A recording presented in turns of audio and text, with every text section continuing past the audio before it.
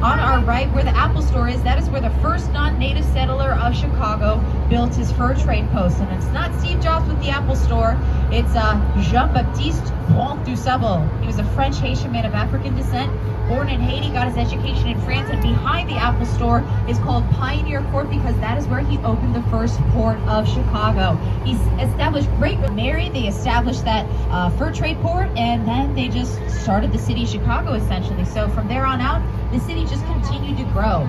This next building I want to point out is going to be on our right after the DuSable Bridge. It's going to be this tall white, it's going to be this white building that has a clock tower on the top. It's the Wrigley Building. We call it the house that chewing gum built. And it is Beaux-Art architecture style, made in 1920. There are 250,000 hand-pressed terracotta tiles on the outside of the Wrigley Building, highly ornamental. Now, funny story is that the Wrigley family did not always start off as a chewing gum family. They actually started off as a soap business family, and it wasn't until the late 1800s they started adding free packs of gum to their soap, and their soap got so much more popular, but people weren't getting any cleaner. They'd buy the soap just to chew the gum, and so they switched to the gum business. And that worked out a lot better for the Wrigley family because that elevator, but it's still a cool story. Now, the four corners, those were just purely ornamental temples. Those used to hide old water tanks because back in the day, downtown, we wanted to have a lot more fire retention systems. And I'm in Checker, jumps ahead 60 years into a different architectural era, postmodernism. So modernism was right after World War II, and it said less is more, simple design is best.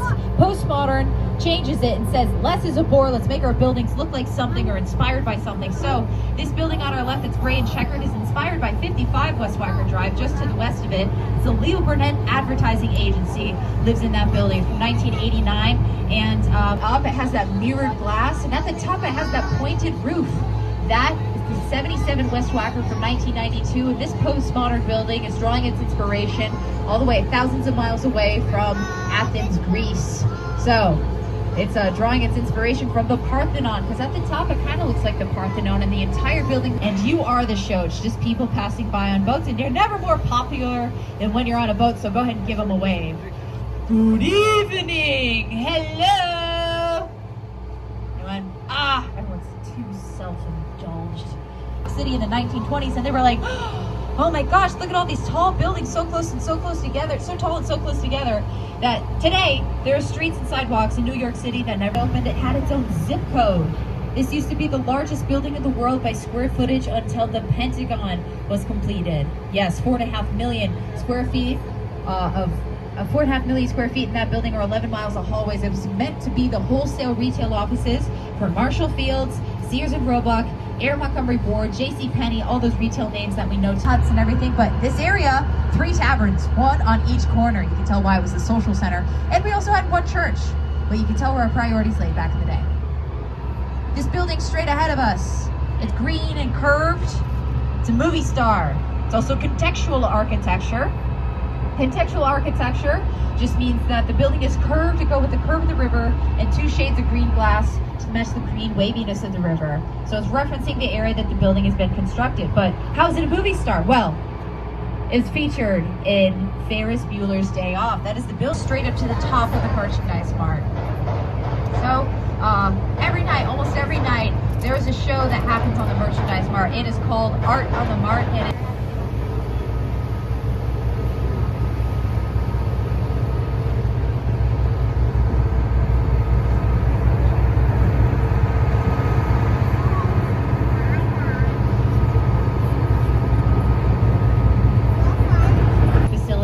it's right next to the Chicago River, because back in the day we were highly industrial. Also back in the day, this building used to be symmetrical. Now there are 5 window bays on the left and 6 on the right, because this building is older than when they made the LaSalle Street Bridge. I also know that this tower was built in 1964, and nobody's living downtown quite like these folk, because for one, nobody was living downtown. That was back in a time where a lot of young professionals were leaving to move into the suburbs. So this was called a city within a city, designed to have all Chicago.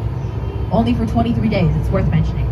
Just to the left of that building, there's the London House Hotel. That's one of the best rooftop bars in downtown Chicago. And just to the left of that is still the London House Hotel. But before that, it's a lot of the same design details as the Butters Cathedral. So when he saw that design, he could not resist, and he chose that as the winner. My favorite part of the Tribune is actually at its base. There are over 100 iconic architectural fragments from all around the world that have been broken off and they're embedded into the wall at the base of the Tribune, like the Pyramids of Giza, the Great Wall of China, the Cathedral of Notre Dame, the Parthenon, the Alamo. Pieces of those buildings have been broken off and embedded in the base of the wall of the Tribune.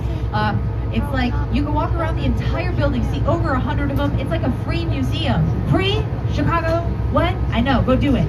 So, this next building on our left that is tan and black stripes, has those upside down L in Chicago. But my favorite thing to brag about is the St. Regis. This is the #1 tallest building in the world, designed by a female-led architecture group.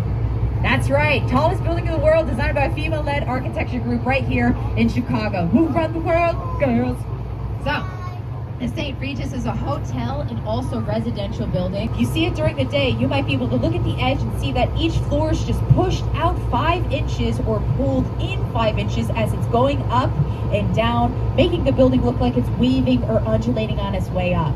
So completely straight glass on that building, but intelligent design. Thank you, Jeannie Yang. She's an Illinois native, so we love to brag about. Versus Chicago and St. Louis at the U.S. Supreme Court, and we have one dam from keeping our river from fully being reversed. So, in perfect Chicago fashion, in our case, they didn't know what to say.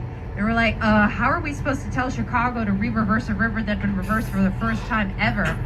So they got to hear St. Louis out, so they asked